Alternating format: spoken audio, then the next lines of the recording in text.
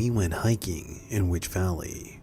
It's not like there's anything that can be done about it now. She's gone. I'm not. I got a van reserved for the next week, and I'm going to load up and head out there. I got a job in another city. Maybe between the move and whatever this is supposed to be, I can leave it all behind me. I had a girlfriend. I don't want to use her real name, so I'll call her Susan. We moved in together, and for a couple of years, it was great. We went on adventures together. That's what she called it. She just got this idea in her head, and off we went, like seeds from a dandelion, drifting wherever the wind took us. Sometimes it was a trip, like when we went to Mammoth Cave.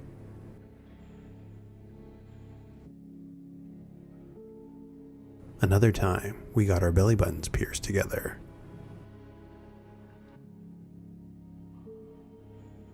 And sometimes it was something simple, like trying a coffee shop on the other side of town. I think that's why I have to move. There's memories of her everywhere. I see her smile hiding around every corner. She liked to do things outdoors, nothing too cozy. We did some camping trips, but it wasn't more than driving up and unloading our tent. She loved day hikes though. 4 miles, 10. She'd always find an interesting place for us to go to.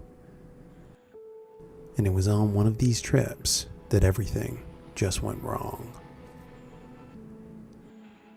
It was some place we'd hiked before, one of the parks just outside the city. It had a number of trails and varying difficulties. We'd hiked all of them at some point or another. That day, we were taking the long loop, the one that ran way out past the river. It had a couple of inclines and was pretty steep, but nothing really crazy. It was just a nice day, and our apartment felt too small. That's what she said. When she suggested we go, she felt like she was suffocating, so I got my hiking boots and off we went. I wonder if there were signs of some kind, a sort of indicator that something was wrong, but I've walked that trail so many times and it blurs together in my head. I can't remember if anything was out of the ordinary. It was nothing that stood out until we saw the sign. Witch Valley Loop, 2.5 miles. I'd never seen the Witch Valley Loop before. But this was a pretty big park, and there was lots of land that didn't have trails running through it yet. They could have opened up a new trail. Susan was excited, because this meant there was a new adventure in front of us. Some place we hadn't been before. We were planning on taking a different 2.5 mile loop anyway, so there was really no reason for us not to try the new trail. It was a weird name, I thought. I'd expected to see that sort of thing in New England, but here you were more likely to see names that referenced indigenous people or natural landmarks. I figured we'd find out at some point when we reached the sign with interesting facts about the area. The trail dipped steeply, taking us down into the valley as promised.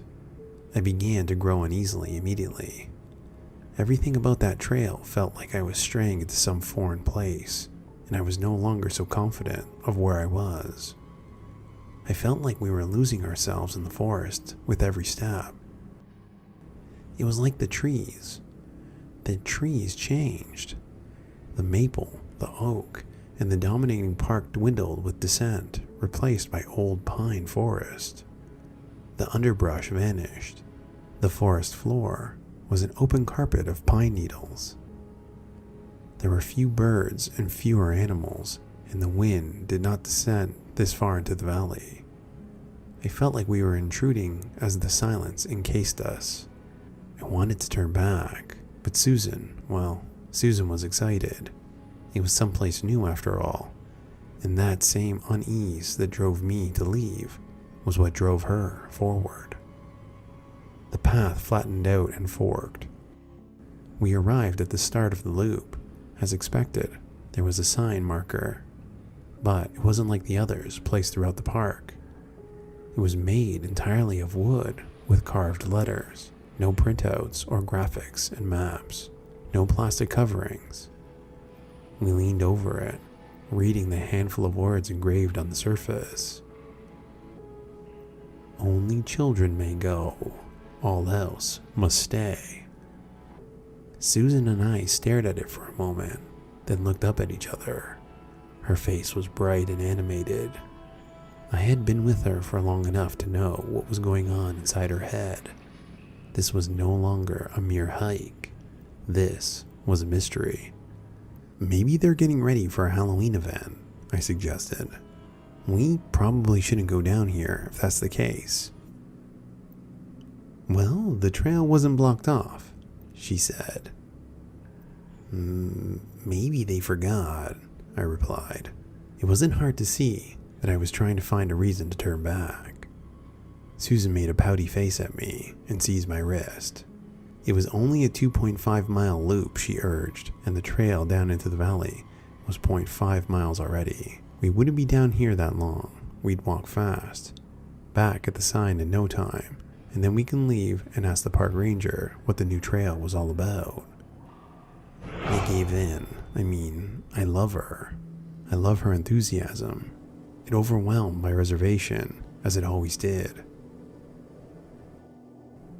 We didn't make it back to the sign. I'm not sure at what point we realized we weren't getting out of there.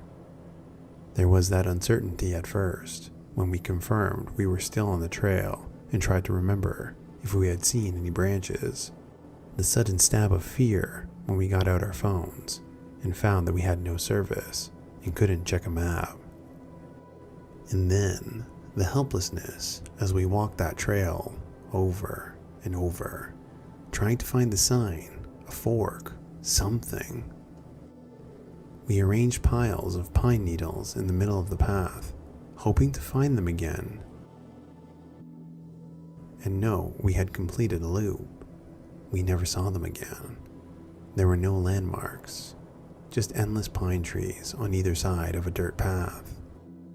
I think I really started to be afraid when sunset came and we were still in Witch Valley. Susan couldn't explain what was happening, nor could I. We got angry. We fought a little, and then we both cried a bit. It wasn't either person's fault. We agreed. We had gotten into this together, and so we had to get out of it together. In the meantime, we had to figure out how to last out here with very little water, no food, and no shelter. We didn't expect anyone to come looking for us until Monday. The park ranger might find our car left in the parking lot and realize someone was missing, but we decided not to count on that. We'd gone hiking on Saturday, so that meant 2 nights of waiting before the search party even began. We'd save the water for as long as we could stand it.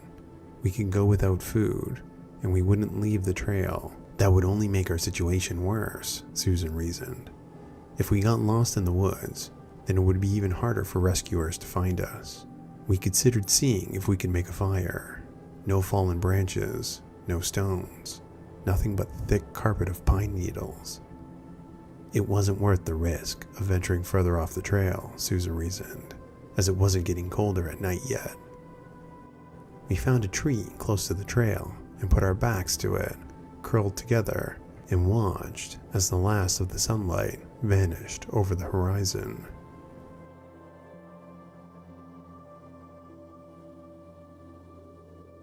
It was dark in Witch Valley, oppressively dark. My heart hammered as I stared into the night, barely able to see the trunk of the pine trees.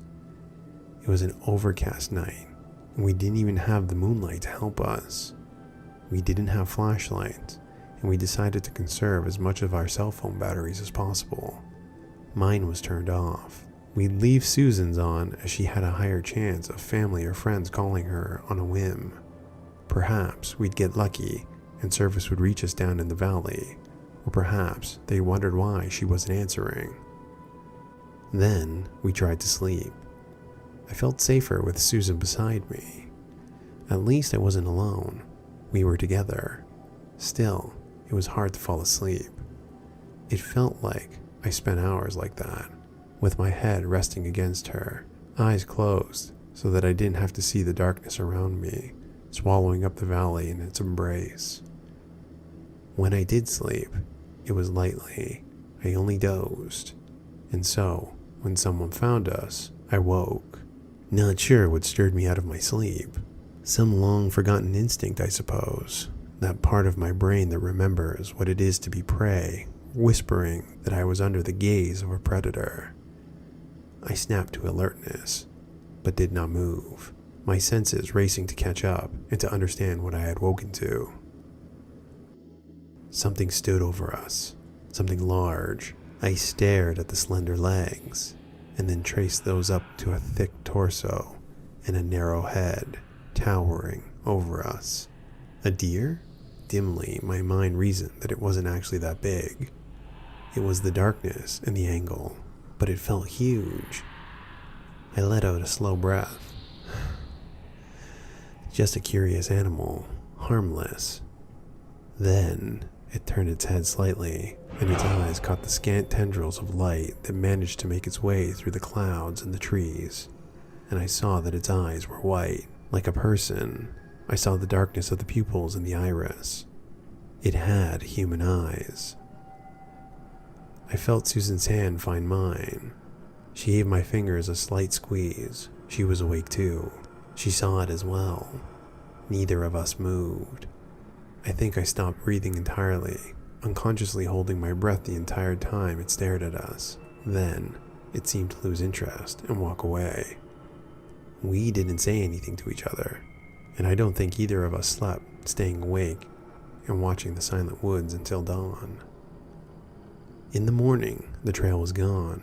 We settled down within a foot of it. If we stretched out our legs, our toes could be grazing the edge of it. Yet, when the sun broke through the trees, a golden reprieve after that long night, we found that we were surrounded on all sides by featureless pine trees.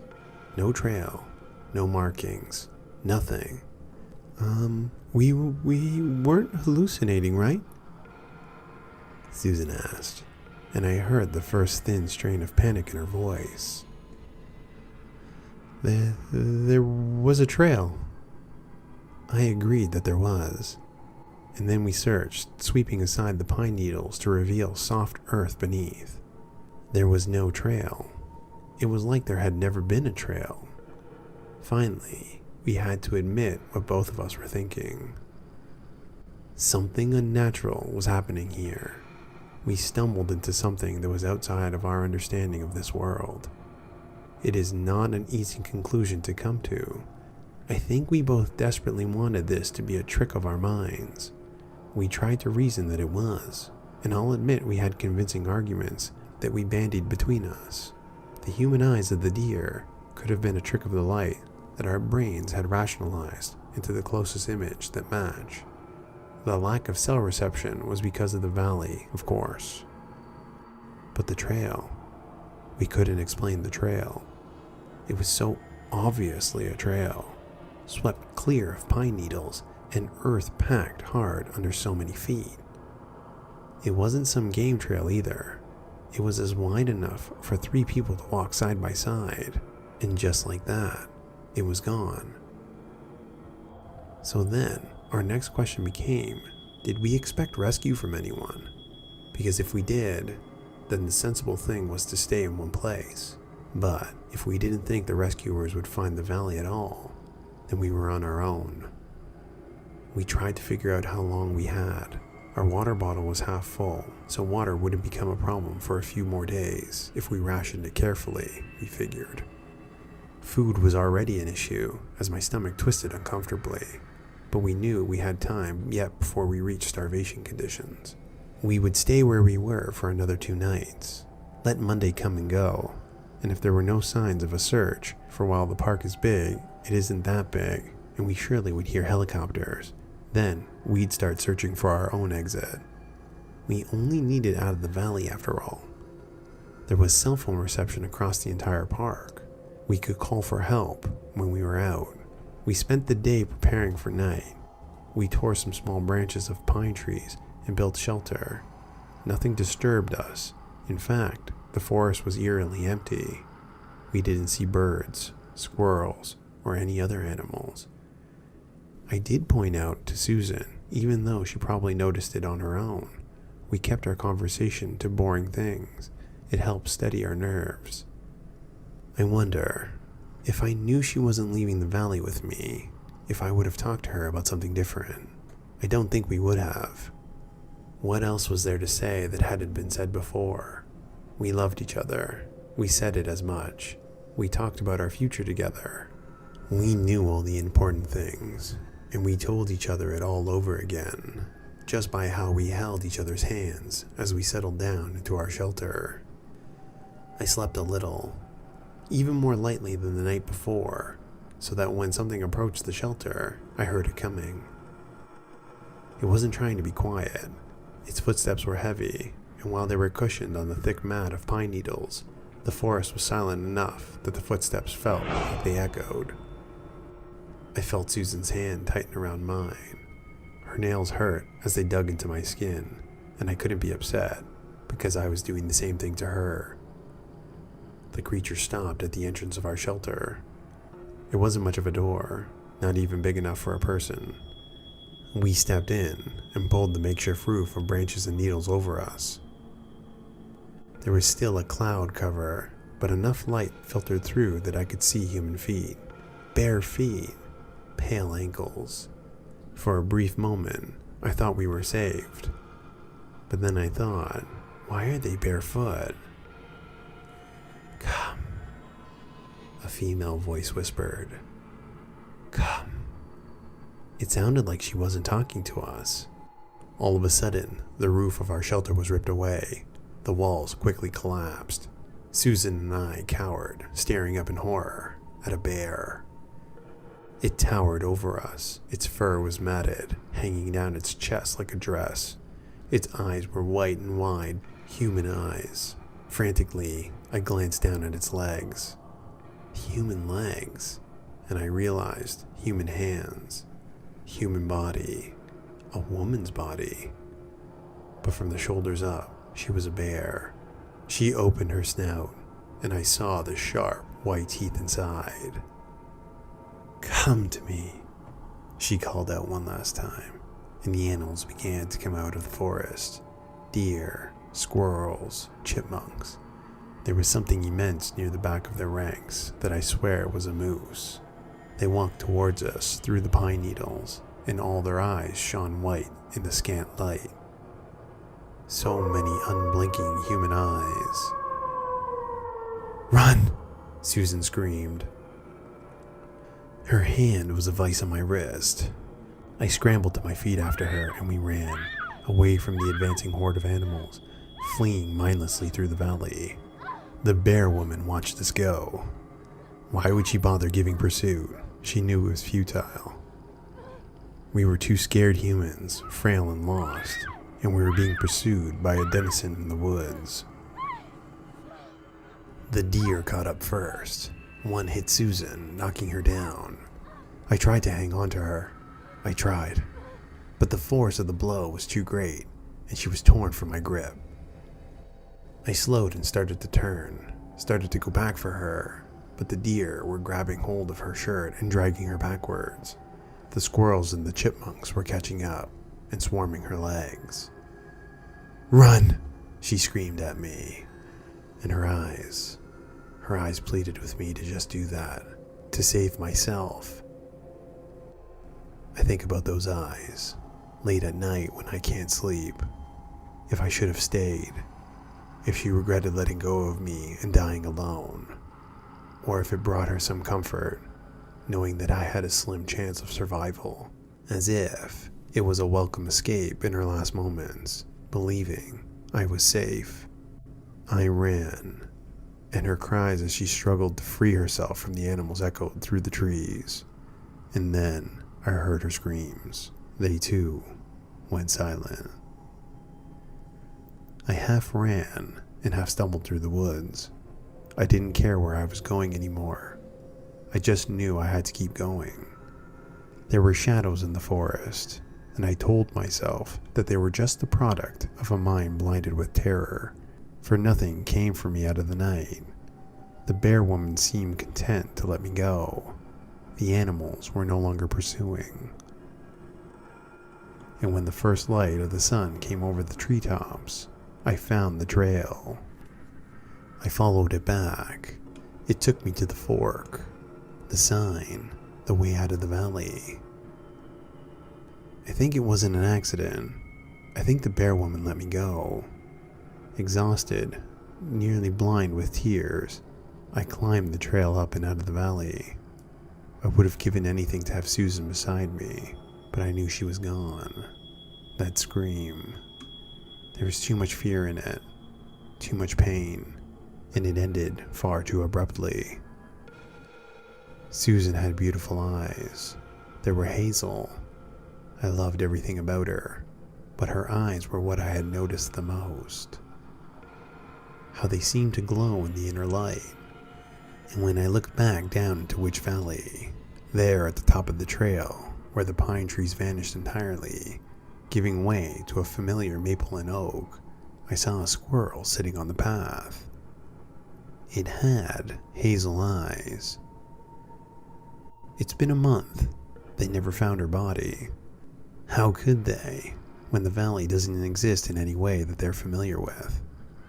I was careful with what I told them, that we got lost, that we were separated, and eventually they called the search off. There hasn't been any funeral yet. No one is ready to admit she's gone, but me. I know she's gone. I'm trying to move on, trying to work through my grief. I don't go in the woods anymore. I'm going to get an apartment in the big city and stay there. I don't feel safe where there's lots of trees. You see, I keep thinking of that sign, the one where the loop started. Only children may go, all else must stay. Susan stayed behind. The bear woman kept her, as it kept so many others. But then why? Why was I permitted to leave?